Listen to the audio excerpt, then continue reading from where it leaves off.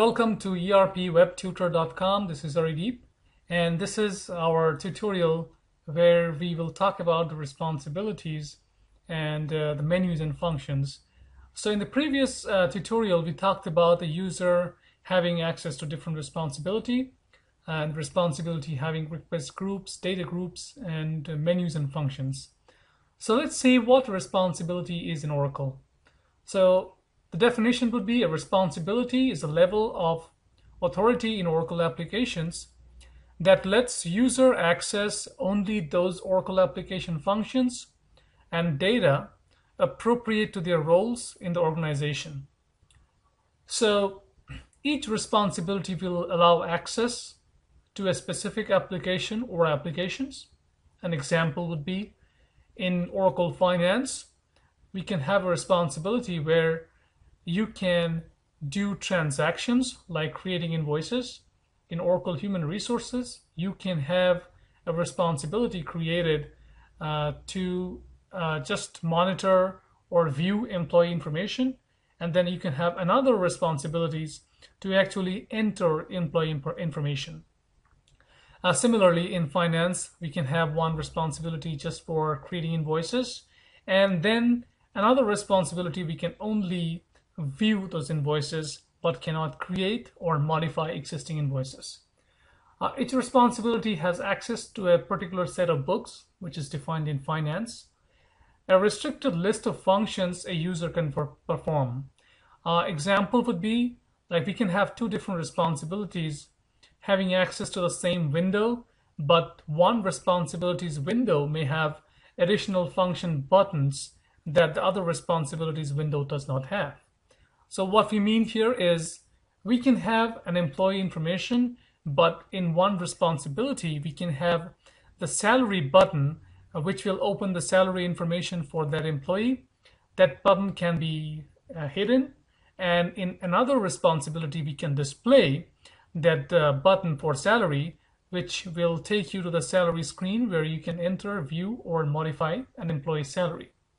Also, each responsibility has reports, as we can refer to the previous slide where we talked about the request sets or requests. So everything is a request in Oracle. So a report that you are trying to run has been registered as a request, and that report is available to you under a particular responsibility. So based on that responsibilities request group, we can have a report in a specific application. For example, in System Administrator, you can assign the group of reports to one or more responsibilities. So you define a report, and now you want this report to be able to run from multiple responsibilities. So you can configure that report to be available under the request groups that are being used by the responsibilities that you want you to allow the users to run from those responsibilities. So the responsibility a user choose determines the reports that can be submitted. So the sysadmin has configured the request group associated with that responsibility and has added a set of reports that you can run from that responsibility. Each user has at least one or more responsibilities, and several users can share the same responsibility. So you just create the responsibility once and then assign it to multiple users. So now at this point, we will take a look at the actual Oracle screen and what we do to set up the responsibility and what kind of information are stored while setting up a responsibility.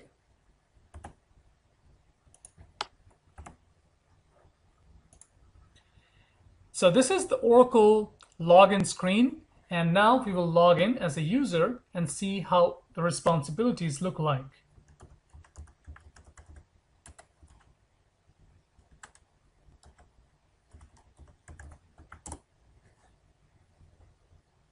So as you can see on the left, we have this lists called Application Developer, Application Diagnostics, CCUS, FA Manager, Demo US, Super HRMS Manager. So these are the responsibilities associated with this user. So a user can get into any of these responsibilities and perform work that are associated with these responsibilities. So let's take a look at the screen where you define a responsibility.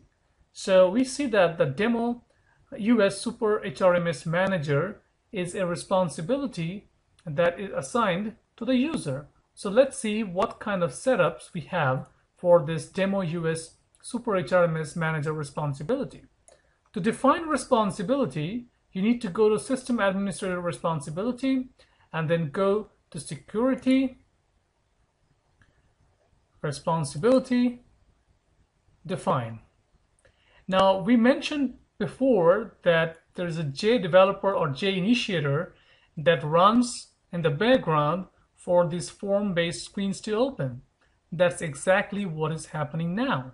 So when you're trying to open this form, there is something running in the background, and we will soon see how the forms look like and how the JInitiator screen is like. So this is the JInitiator screen that just opened in front of us, and now we are actually opening the form.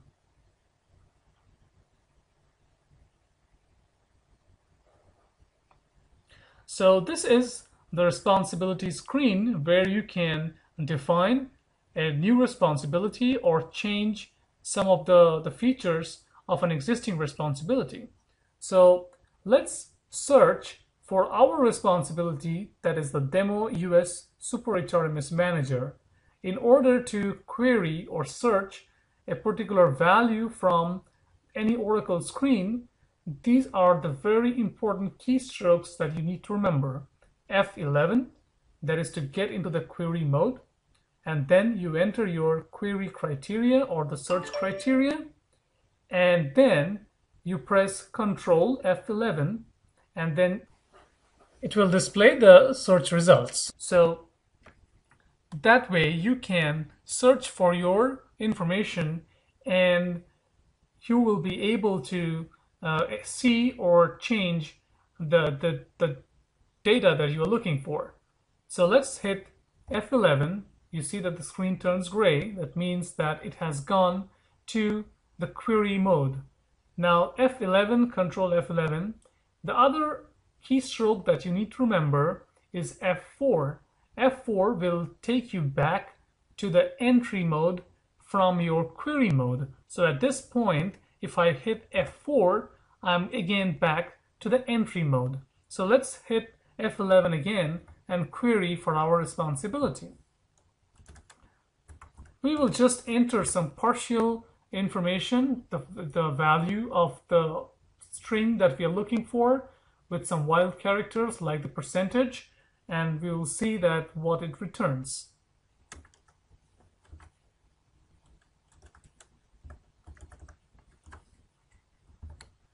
So we hit Ctrl F11 and we see that this is the definition of this responsibility and how it has been set up. The responsibility name, the application is human resources, and this is an Oracle application, form-based application, so it will say available from Oracle applications. If it is a web-based screen, it's going to say Oracle self-service web application. The data group is standard, so it internally translates the schema name and gives you information based on that. Again, the application is human resources. This is the menu that will have the list of functions that you can open from this responsibility. The request group, as we had mentioned before, is the piece which will have the list of reports or processes or concurrent requests or even request sets that are associated with this responsibilities. So we define the request group with all the reports, and then we add that request group to a particular responsibility, and then we can run those reports or processes from that particular responsibility.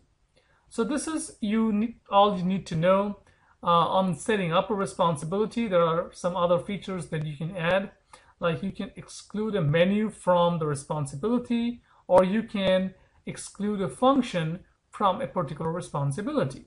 So we will have a detailed tutorial where we will create our own responsibility, and then we'll understand these menu exclusions or the tabs, the other tabs that we are seeing here, we will definitely look into those in more details.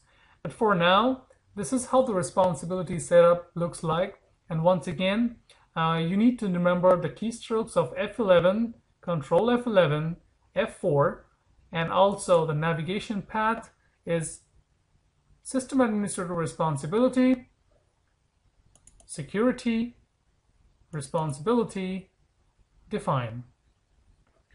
So that's all we need to know about responsibility at this point, and then we will definitely get into more details of this. And until then, you can practice, and if you have any instance, you can definitely learn some more. You can just watch the videos that we have from our website, and definitely that will help you. So we will come back again with more tutorials. Until then, goodbye.